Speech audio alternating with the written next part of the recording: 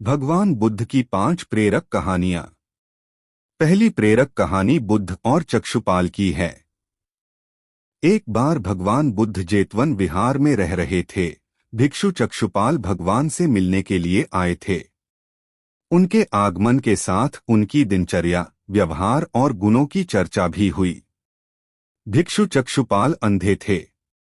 एक दिन विहार के कुछ भिक्षुओं ने कुछ मरे हुए कीड़ों को चक्षुपाल की कुटी के बाहर पाया और उन्होंने चक्षुपाल की निंदा करनी शुरू कर दी कि उन्होंने इन जीवित प्राणियों की हत्या की।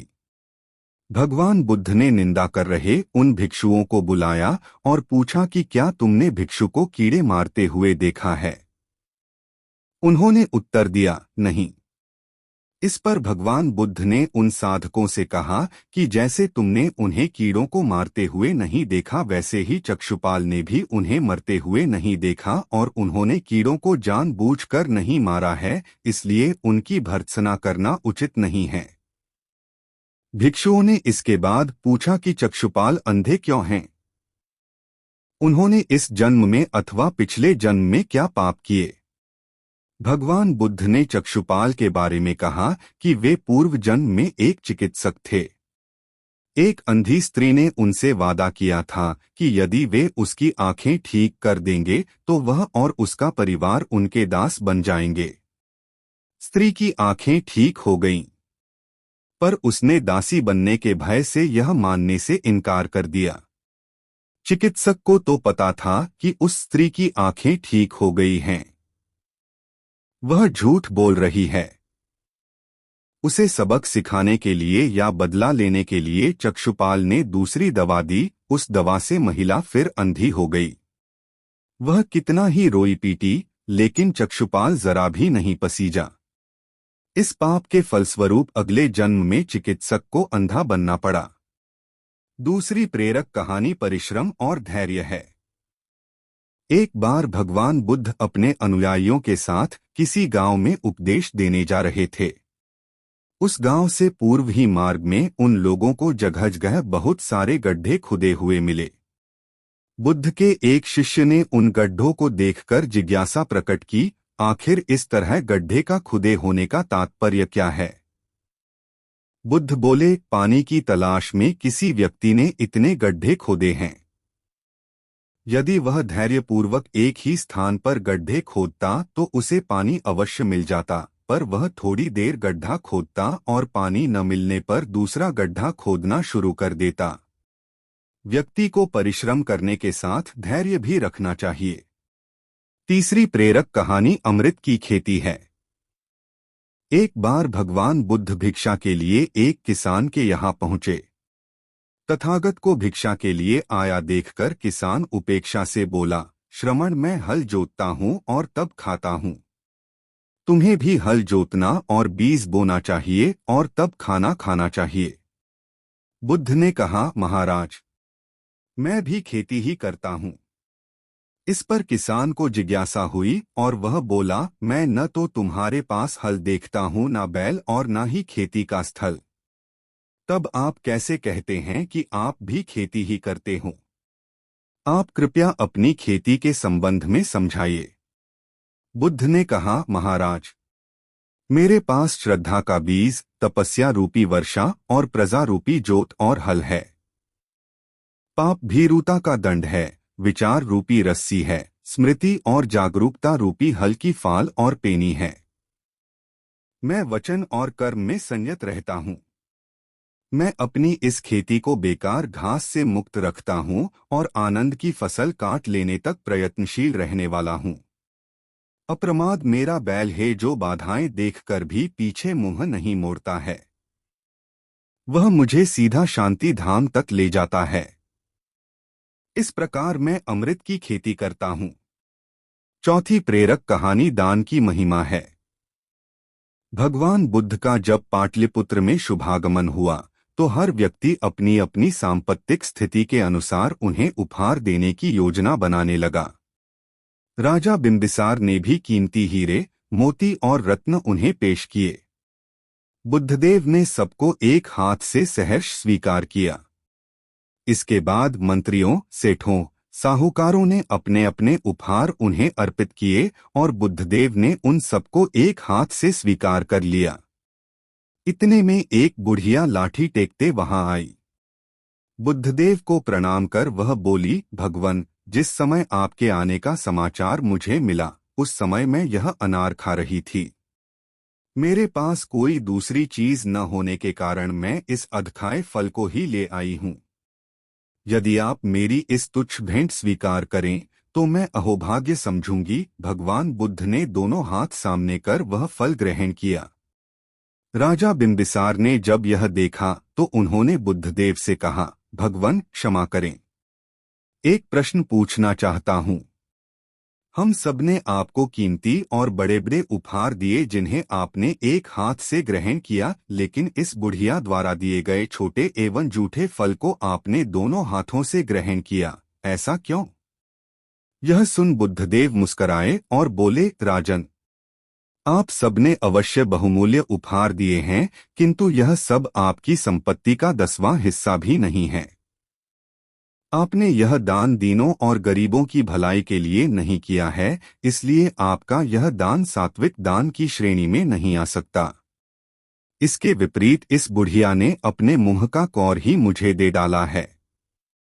भले ही यह बुढ़िया निर्धन है, लेकिन इसे संपत्ति की कोई लालसा नहीं है। यही कारण है कि इसका दान मैंने खुले हृदय से दोनों हाथों से स्वीकार किया है। 5वीं प्रेरक कहानी किसान की समस्या है। सालों पहले गुमथा गांव में रहने वाला एक किसान काफी दुखी था। वो अपनी जीवन की छोटी छोटी परेशानियों को लेकर उदास रहता था और अपने दुख के बारे में लोगों को बताता फिरता था। एक दिन उसे किसी ने सलाह दी कि तुम गौतम बुद्ध के पास चले जाओ, वे तुम्हारी समस्याओं का कोई न कोई हल जरूर निकल देंगे। उस व्यक्ति की बात सुनते ही दूसरे दिन वो किसान सीधे महात्मा बुद्ध के पास पहुंच गया। गौतम बुद्ध के पास पहुंचकर उन्हें प्रणाम करते हुए उसने बताया कि मैं एक किसान हूं और मैं खेती करके जीवनयापन करता हूं। मैं यहाँ अपनी समस्याओं का समाधान लेने के लिए आया हूं। दरअसल कई बार हमारी फसल अच्छी होती है तो कभी बिल्कुल भी नहीं होती। इससे मैं बहुत परेशान हो जाता हूँ। इतना कहने के बाद किसान ने आगे कहा कि मेरी पत्नी है और वो मुझसे बेहद प्रेम करती है, पर कभी कभी वो मुझे बहुत परेशान करती है। उससे मैं तंग आ गया हूँ और कभी कभी लगता है कि अगर वो मेरे जीवन में नहीं आती तो मैं कितने अच्छे से रहता। इस तरह वह अपनी सारी परेशानियां महात्मा बुद्ध को सुनाता रहा और वो उसकी बातें सुनते रहे। जब तक किसान बात कर रहा था तब तक गौतम बुद्ध एक शब्द भी नहीं बोले। वो बस ध्यान से किसान की ही बातें सुन रहे थे। परेशानी बताते हुए किसान बोलता है कि मेरा एक बच्चा भी है। वो है तो काफी अच्छा, पर कई बार मुझे परेशान करता है और मेरा कहना नहीं मानता।